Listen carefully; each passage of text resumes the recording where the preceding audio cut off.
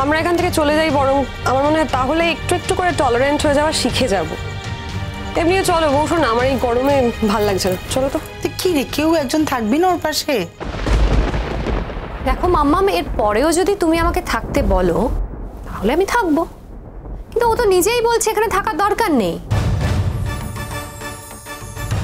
ও তোর বাবাকে দেখে দেখে সব শিখে গেছে, ও তো সব শিখে এসেছে, সব জেনে এসেছে। মানে এইটুকুনি বয়সে ও কিন্তু সব জেনে গেছে, সব শিখে গেছে। তো এখানে থাকার কি আদৌ কোনো দরকার আছে আমাদের? ধুর, সেসব নিয়ে কথা বলতে আর ভালোই লাগছে না। যা পারবে রাঁধবে, যা পারবে খাওয়াবে, আমাদের দেখার দরকার নেই। মলেদি তো রইলো, মলেদি দেখিয়ে দেবে। বাহ বাবা বাবা বাহ, সবাই মিলে চলে যাচ্ছ, আমার যেন আর অন্য কোনো কাজ নেই। এবার এই গাধাকে পিটিয়ে ঘোড়া করার দায়িত্ব আমার ঘাড়ে পড়লো। কি রে, তুই কি বলছিস ওকে? তুই ওকে গাধা বলছিস? গাধা বলিনি তো, বলেছি গাধা পিটিয়ে ঘোড়া বানাতে হবে আমাকে। বাবা, এমন ভাব করছিস যেন তুই দারুণ পোলাও বানাস। হ্যাঁ, গতবার কি করেছিলি মনে আছে? এমন পোলাও বানিয়েছিলি সব একদম গলে, ভাত একদম পাক। কি ভেবেছিস মনে নেই আমাদের সেসব কথা? কেউ খেতেই পারেনি।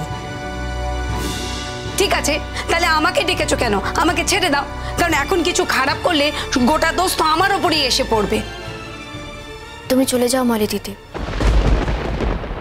তোমার তো আরো অনেক কাজ আছে, আমি করে নিতে পারবো। গুড্ডি, তুমি কি জানো নাকি যে কি কি মশলা দিতে হবে না হবে? জানো এসব? পোলাও তো অনেকবার খেয়েছি, তাই জানি একটু একটু কি কি মশলা দিতে হবে। আমাদের বাড়িটা তো খুব ছোট, তাই বাবুজি যখন আমার জন্য পোলাও বানিয়ে দিত, আমি দেখেছি বাবুজি কি কি মশলা দেয়। মনে করে করে ঠিক করে নেব। জানি তোমাদের মতো অত ভালো করতে পারবো না, কিন্তু আমি চেষ্টা করব যাতে কেউ না খেয়ে ওঠে। ঠিক আছে বাবু, ঠিক আছে, তোমার যা ইচ্ছে তুমি তাই করো। শোনো, তোমাকে শেখাবার সাধ্য আমাদের কারুর নেই, আমার তো নেই। ঠিকই বলেছে আমাদের বড় বৌমা, যে সব শিখে এসেছে না, তাকে আর নতুন করে কিছু শেখানো যায় না। আমার অন্যদিকে অনেক কাজ পড়ে আছে, আমি আসি। যা। দেখেছো কেয়ারফুল? হ্যাঁ দেখো, তোমরা হয়তো আমার কথায় রাগ করছো আমার উপর, আমার কথা তোমাদের ভালো লাগছে না।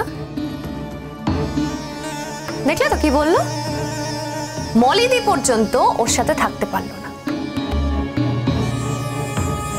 ও নাকি সব জেনে গেছে, সব পারবে একা একা। পারুক, আমাদের অসুবিধা কি? এই যে মেয়ে, শুধু একটা কথা একটু ভালো করে বলো না, তুমি গ্যাসটা জ্বালাতে পারো তো? গ্যাস জ্বালানো নেভানোর অভ্যেস আছে তো? আসলে কি বলো তো, নাহলে তো বাড়ি শুদ্ধ সবাই জ্বলে পুড়ে মরবো কিনা। তোমার জন্য সবাই তো জীবন আহুতি দিতে পারবো না, না? তাই জিজ্ঞেস করছি। আমাদের বাড়িতে গ্যাস আছে, আমি জ্বালিয়েছি আর ব্যবহার করতেও জানি। না না, কিন্তু একেবারে একা ও। তুমি চিন্তা করো না মাম্মা, আমি পারবো। আচ্ছা গুড্ডি, আমি আছি। তার মানে আমি রান্না করে কোনোভাবেই তোমাকে হেল্প করতে পারবো না। আমি তো আবার রান্নার রটাও জানি না।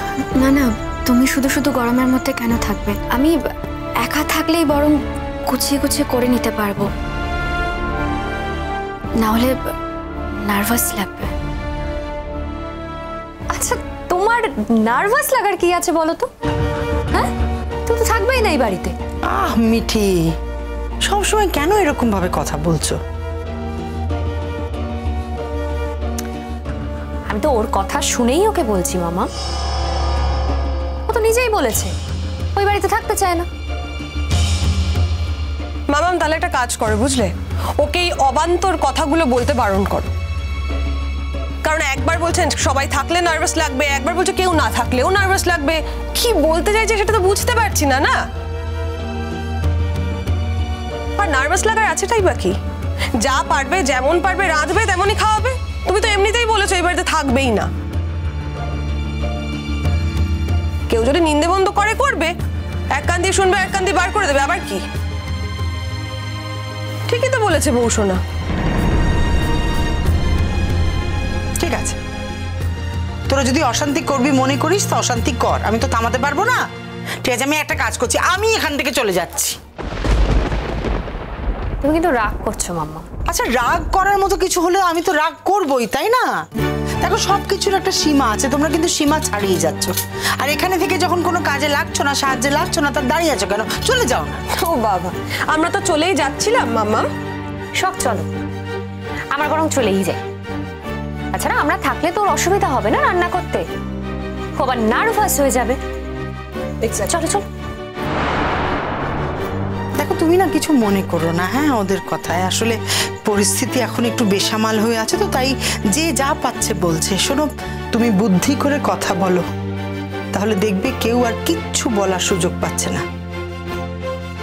এখন আমি কিছু না বললেও মাম্মা, সবাই তো এখন আমাকেই বলবে, কারণ সবাই এখন আমাকে ভিলেন ভাবছে।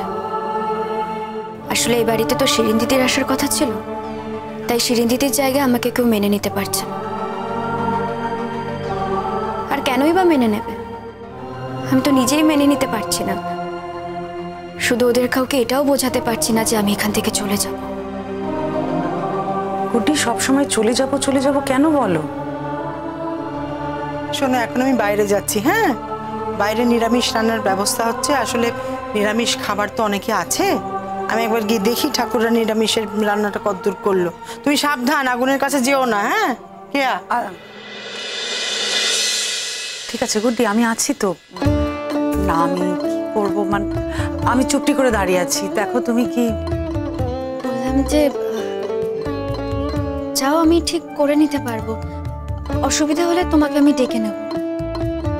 কেন, কেউ থাকলে তোমার অস্বস্তি হয়? তো গুড্ডি, তুমি তো জানোই না কোথায় কি আছে না আছে। তুমিও তো বলছো যে তুমিও জানো না। হ্যাঁ, তা অবশ্য ঠিক, কিন্তু দেখো দুজনে মিলে থাকলে কিছু একটা ব্যবস্থা করে নিতে পারবো। চলো চলো চলো, দেখি কোথায় কি আছে। এই যে ঘি তো পেয়ে গেছি, ঘি পেয়ে গেছো? এটাতে দেখি চাল কি চাল আছে। এইটাই চাল আছে, এইটাই চাল আছে। আচ্ছা, এই তো দারচিনি টিনি আছে, বাহ। তেজপাতা এখানে, আর তো বেশি কিছু লাগবে না। আমি আর যা যা লাগবে আমি খুঁজে নিতে পারবো। না, তুমি তো অলমোস্ট খুঁজেই নিয়েছো, তুমি তো জানো দেখছি কি কি লাগবে না লাগবে। হ্যাঁ, বাবুজিকে দেখেছি, বললাম না, বাবুজি যখন রান্না করতো আমি বসে থাকতাম।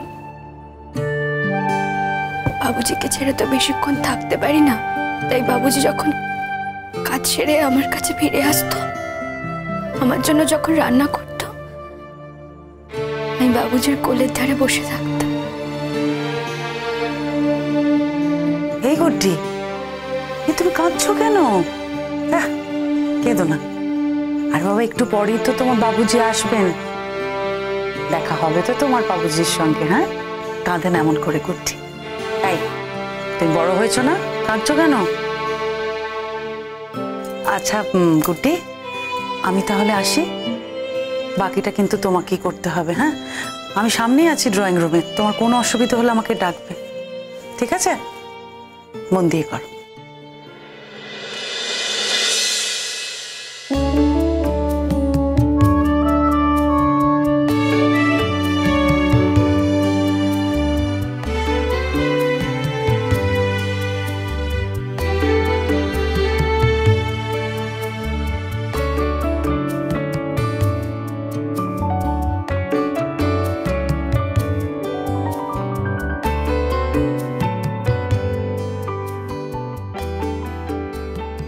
আমার রান্নাটা যেন ভালো হয়। আমার বাবুজির রান্নার এত সুনাম, আমি যদি খারাপ রান্না করি আমার বাবুজির মান যাবে। অন্তত যেন সবাই মুখে তুলতে পারে।